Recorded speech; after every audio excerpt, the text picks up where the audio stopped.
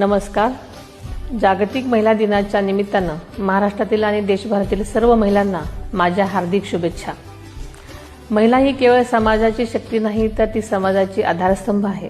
तिच्या धैर्यानं, संयमानं, प्रेमानं आणि अथक परिश्रमानं प्रत्येक घर, प्रत्येक गाव आणि संपूर्ण राष्ट्र उभं राहतं.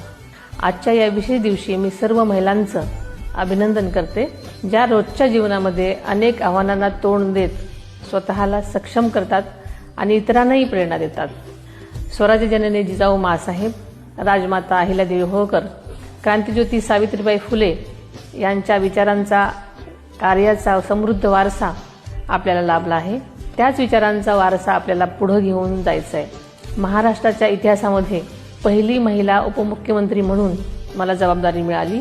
ही माझ्यासाठी मोठी सन्मानाची गोष्ट आहे, पण हा सन्मान खऱ्या अर्थानं सर्व महिलांचा आहे असं मी समजते. आदरणीय अजितदादांच्या स्वप्नांना पूर्ण करण्यासाठी आणि महिलांच्या सशक्तीकरणासाठी मी कटिबद्ध आहे. सर्व महिला भगिनींना जागतिक महिला दिनाच्या पुन्हा एकदा शुभेच्छा देते. जय हिंद, जय महाराष्ट्र.